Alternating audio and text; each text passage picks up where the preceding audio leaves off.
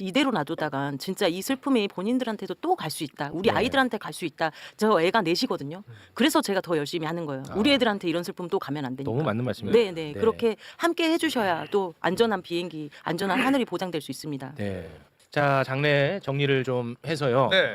우리가 좀 잊고 있었던 이야기를 지금부터 좀 다뤄볼까 합니다. 저는 이 사건만 다루면은 굉장히 좀 미안한 마음이 큽니다. 왜냐하면 내란으로 대한민국이 워낙 혼란스러웠던 시기였기 때문에 우리가 무안국제공항 참사에 대해서 그렇게 많이 관심을 갖지 못했어요. 네. 그래서 이 사건만 생각하고 다루면은 항상 좀 죄책감이 듭니다. 네.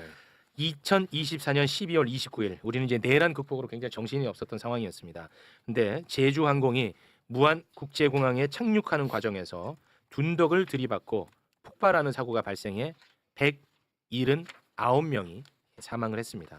이제 어느덧 이제 참사 1주기가 다가옵니다. 네. 그래서 관련한 이야기를 좀 나눠볼까 해서 저희가 두 분을 모셨습니다. 이 참사에 유족 협의회가 있는데 네. 거기 이제 대표 역할을 하고 계시는 분입니다. 이분은 참 뭐 저 일전에 그 매부쇼에 한번 나오신 바 있습니다만 네. 이 참사로 부모님 두 분을 아유. 잃었고요. 그리고 남동생까지 잃었습니다. 유족 협의회 김유진 대표 따뜻한 박수로 모시겠습니다. 네. 안녕하세요. 네. 네. 아유, 오랜만에 뵙겠습니다. 네. 네. 자, 그리고 유족들 옆에서 큰 힘이 되어 주시는 분이 또 계십니다. 참 세상에는 이렇게 또 훌륭하신 분들이 계십니다. 네. 변호사 황필규 변호사 박수로 모시겠습니다. 네. 안녕하세요. 우리 변호사님은 어떤 역할을 하고 계시는 건가요? 저희가 가족분들과 함께 여러 가지 이제 법률 자문도 드리고요. 또 이제 정부 관계자나 이제 국회에서 좀 여러 가지 좀 말씀을 나누실 기회를 가지실 때 저희가 옆에서 좀 지원을 해드리는 그런 역할을 하고 있습니다.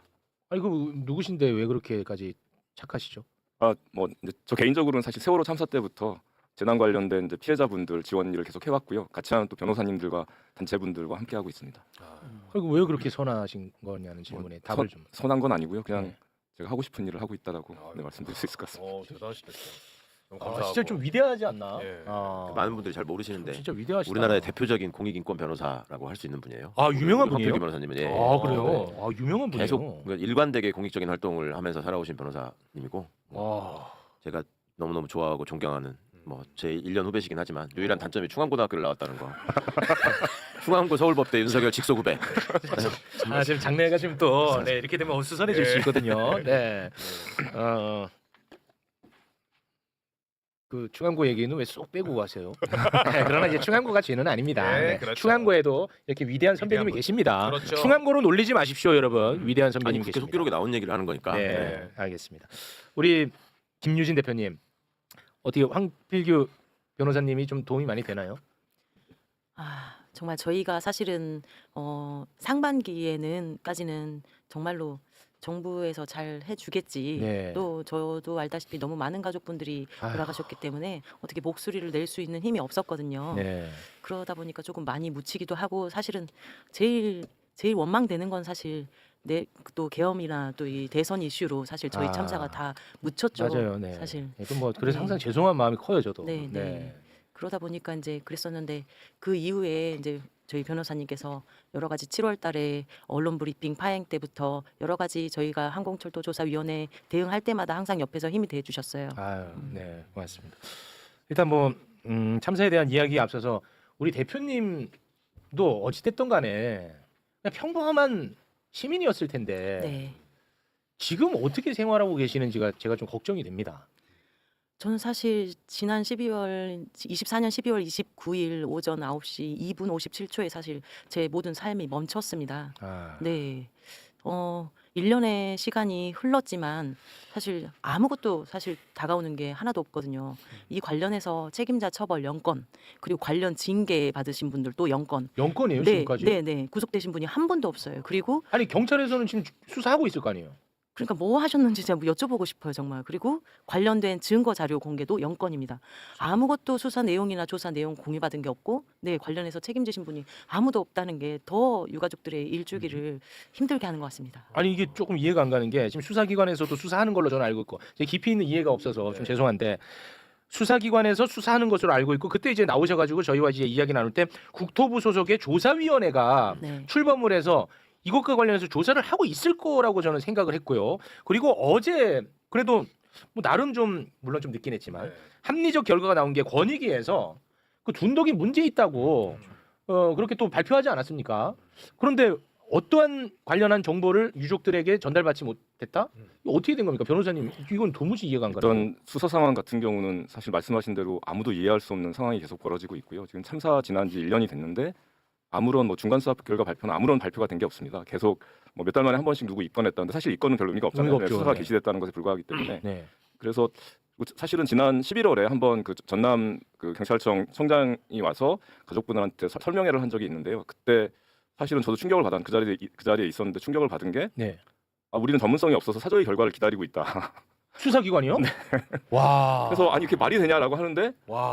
뭐 원래 거기는 국제 기준에 의해서 뭐 하는 데고 독립적인 데고 우리는 기다리고 있다. 우리는 그 와. 조사할 능력이 없다라는 얘기를 너무 네, 서슴없이 하셔서 와. 저도 뭐 이런 여러 경찰분들이 계속 만나왔지만 좀 충격적이었습니다. 그래서 뭔가 이게 크게 잘못됐다라는 생각을 했고요. 또 권익위 결과가 사실은 어떻게 보면 가족분들한테 더 좀 뭔가 이렇게 아픔을 주고 있는 부분도 있는데요. 아, 그건 왜 그렇죠? 왜냐하면 이 권익위 이제 진정 같은 경우 가족분들이 사실 또 내용을 모아서 진정을 한 게 이제 한 4개월 전입니다. 아. 근데 가족분들이 모아서 진정한 거는 4개월마다 만에 결과가 나오는데 같은 거를 그리고 권익위는 뭐 아마 인권위와 비슷하게 한두 명의 조사관이 담당을 할 텐데 그렇게 해도 4개월 만에 결과가 나오는데 그 사조위 같이 뭐 여러 명의 이제 조사관들이 1년 넘게 뭐 조사한 것에 대해서는 상황에서는 아무런 결과가 안 나오고 있다라는 게 사실은 이해가 안 되는 거죠. 아니 근데 그때 우리 대표님 나오셔가지고 분명히 이 말씀을 하셨거든요.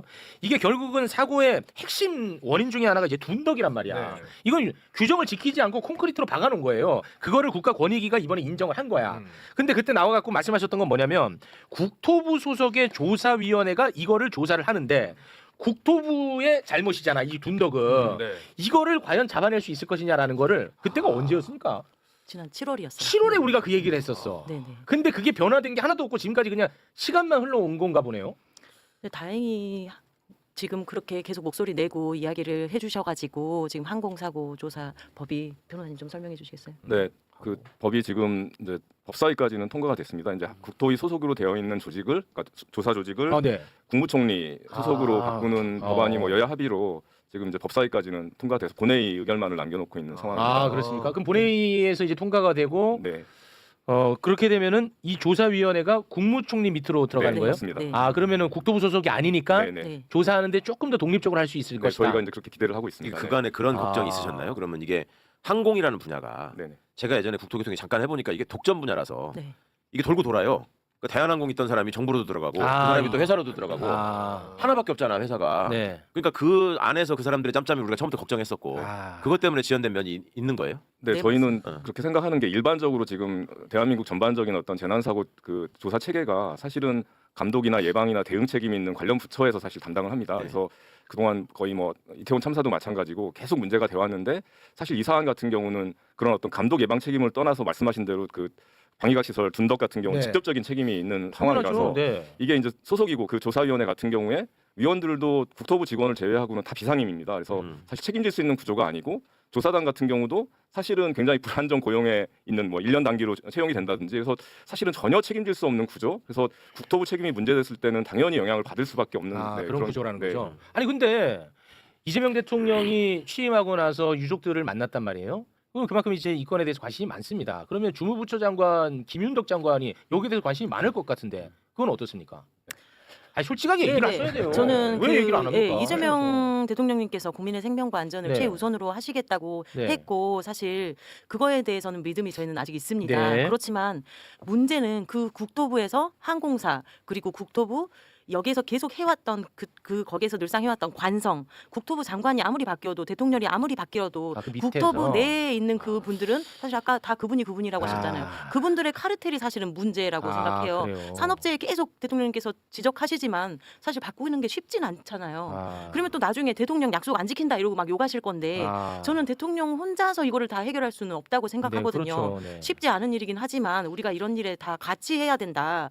우리가 불쌍하니까 유가족 도와달라는 게 아니에요. 네. 이게 우리가 만약에 이전의 참사들을 제대로 돌아보고 정말 그런 정확한 예방 방지책들을 마련을 했으면 과연 그 참사가 우리한테까지 왔겠냐 이런 또 그렇죠. 후회가 되더라고요. 맞습니다. 저희 가족들 지키려면 이런 슬픔이 같이 되풀이되지 않게 하려면 맞습니다. 예, 본인들의 슬픔이 안 되게 하려면 이 참사가 반복되지 않게 하려면 우리가 지금 같이 마음을 모아야 된다. 이런 말씀 드리고 싶습니다.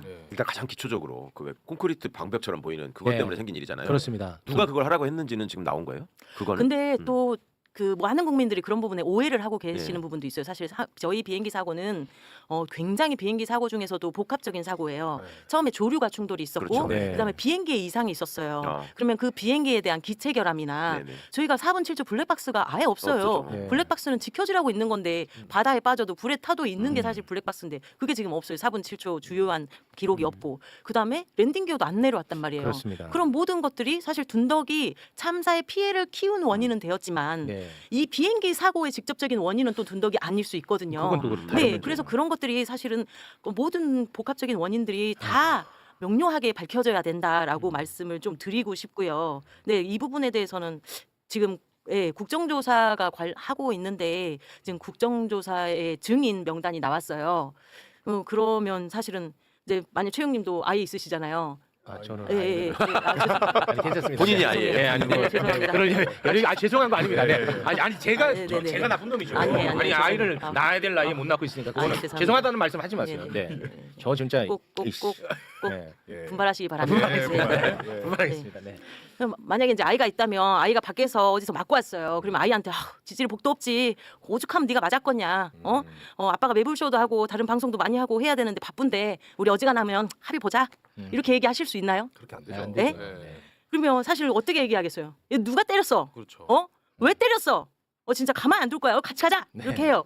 그리고 이제 손잡고 갔어요. 그랬는데 손잡고 갔는데 그 때린 놈 아빠가 경찰청장 아들이래. 그러면 아들아 이제 우리는 이제 끝났다. 이거는 진상규명 못해. 밝히기 힘들어.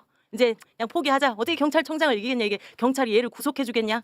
그냥 적당히 우리 그냥 삶으로 돌아가자. 이렇게 하실 수 있겠느냐고요. 그건 말이 안 되죠. 그건 말이 안 되잖아요. 네. 근데 다 때린 것도 아니고 사실 돌아가셨어요. 그렇습니다. 그것도 179분이 돌아가셨잖아요. 예. 그런데 사실은 경찰청장이라고 안 한 것처럼 뭐 그런 말도 안 되는 일인 것처럼 사실 비행기 제조사나 이런 글로벌 대기업 이런 분들은 관련해서 청문회에 아예 증인 명단조차 없어요. 사실 조사할 전문성이 없으니까 이건 못 밝혀. 그러니까 그냥 안 불러도 돼. 시간 낭비야. 어차피 못 밝히니까. 그냥 경찰청장 아들이니까 진상규명 못해. 이거는 그냥 포기하자. 이거랑 똑같은 말이에요. 말도 안 되는 말이라는 거예요. 네. 참고로 1월 22일 진상규명 청문회가 예정되어 있다는 거죠. 네.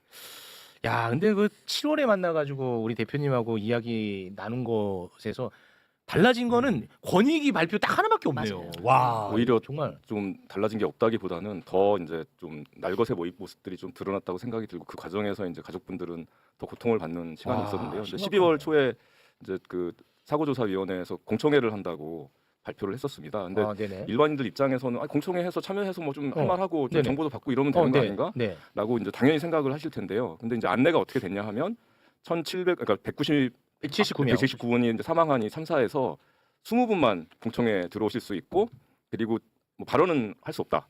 라는 식으로 그 조사위원회가 그렇게 설정을 한 네, 거예요? 아예 공문으로 그렇게 안내를 했습니다. 그래서 물론 이제 그동안 정보를 공개하라고 했을 때 전혀 공개 안 한 부분도 문제였는데 그리고 사실은 순서를 봐도 본인들이 부른 진술인이랑 그러니까 사고조사위원회가 질의응답하는 시간이 대부분이고요. 한 15분 정도 전문가와의 질의응답을 할 시간을 주겠다라는 식으로 안내를 해서 무슨 연구 용역 중간 보고 발표회 같은 그런 구조였고요. 그래서 가족분들은 이거에 대해서 너무나 분노해서 사실은 그때 뭐 좀 삭발하신 분들도 있었고 노숙 농성을 대통령실 앞에서 노숙 농성을 했습니다. 근데 그럼에도 불구하고 어떤 얘기를 했었냐면 중간 보고서는 1년 안에 반드시 제출해야 하기 때문에 뭐 그 공청회 할 수밖에 없다라는 식으로 그게 의무 규정이었군요. 해명을 했는데 그래서 사실은 정말 가슴 아픈 거는 가족분들이 이제 사고조사위원회 홈페이지를 밤새 뒤졌습니다. 네. 뒤져서 그동안 10년 동안 중간 보고서 났던 90개의 중간 보고서를 살펴보니까 70개가 기한을 지키지 않은 거예요. 그러니까 사실은 거짓말을 한 거죠. 반드시 지켜야 한다고. 그래서 참 그런 것까지 찾아가지고 이제 국회랑 대통령실이랑 이거 거짓말이에요. 제발 들어주세요. 이런 거를 과연 참 그 유가족분들이 밤새 하고 있다라는 게 너무나 슬픈 네, 그런 상황이었던 것 같습니다. 참 진짜 와 이게 정말 쉽지가 않나. 이게 왜 이렇게 어려운지 모르겠네. 결국은 아까 우리 최강 의원님이 말씀하신 게 본질인가 보네. 그 인적 교류가 워낙 활발한 인적 카르텔로 형성되어 있다 보니까 이 서로가 이렇게 또 그러니까 어, 형식적으로 뭔가 설명을 할 거 아니에요. 왜 늦어졌다고 뭐라 그래요?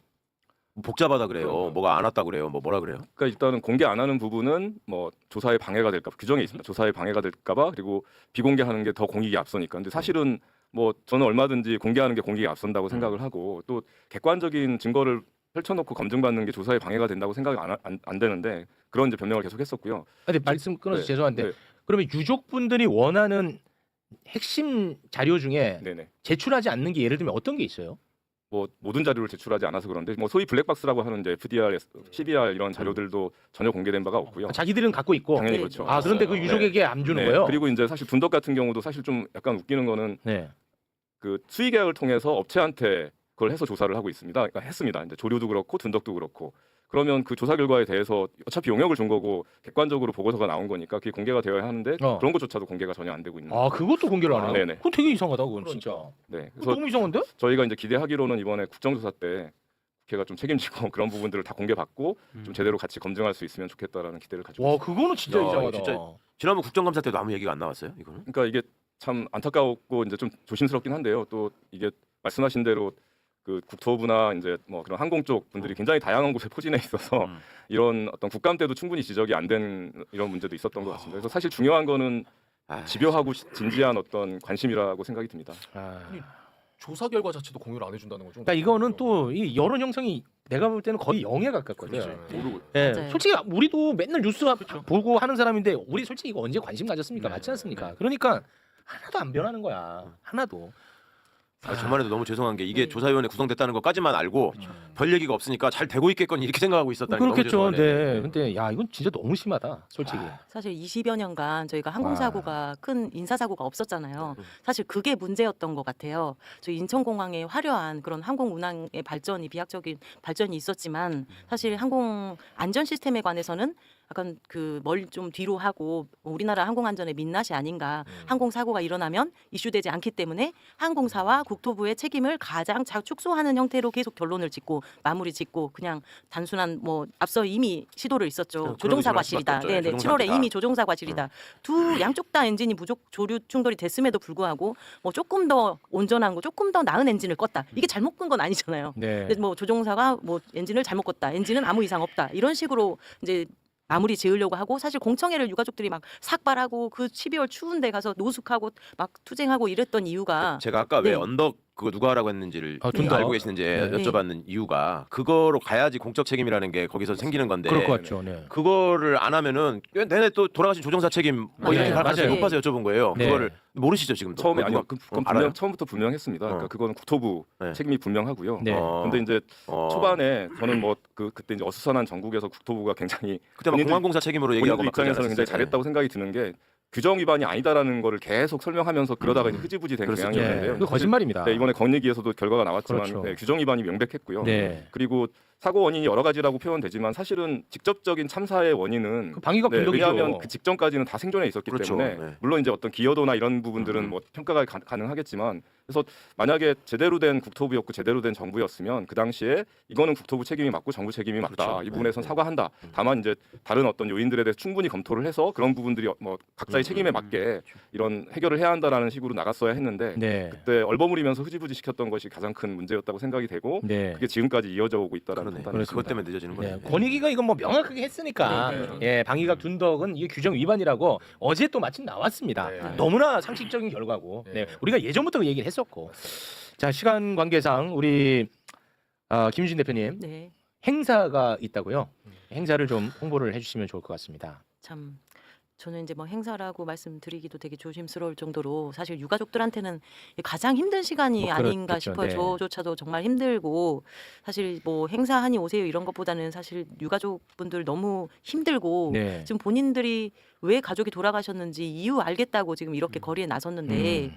너무 좀 힘을 보태주셔야 될 것 같고 저희가 네. 일단 12월 20일 날 서울에서 이제 보신각 앞에서 시민 추모 대회를 개최했고요. 그다음에 27일 날 토요일 날 오후 2시에 광주 5.18 민주광장에서 시민 추모 대회가 있습니다. 그리고 12월 28일 날 7시에 오후 7시에는 추모의 밤 행사가 있고 이제 다음 날 이제 사고 당일 네. 25년 12월 29일 이제 월요일에는 10시에 무안공항에서 또 저희 일주기 추모식이 있으니까 많은 네. 국민들이 좀 함께 해 주시면 좋겠고요. 혹시 못 오시는 분들은 네. 전국에 분향소가 있습니다. 아. 거기에 좀 분향소에 함께 해서 추모해 주시면 좋겠고요. 또 하나 예, 또 그리고 사실은 이제 마음은 있는데 함께 못 하시는 분들이 많으실 거라고 생각이 들고요. 그랬을 때 이제 그동안 이제 시민 추모대의 어떤 추진위원으로 함께 하실 수 있는 기회가 있습니다. 10,000원 이상만 이제 그 보내주시고 함께 네. 해주시면 저희가 네 마음을 같이 하는 걸로 네 아, 하겠습니다. 네.